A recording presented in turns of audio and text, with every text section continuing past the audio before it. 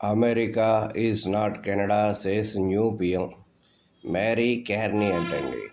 Sworn in as Canada's Prime Minister on Friday, taking charge of country, rated by breakdown in US relationships since President Donald Trump returned to power. Everina, who is he?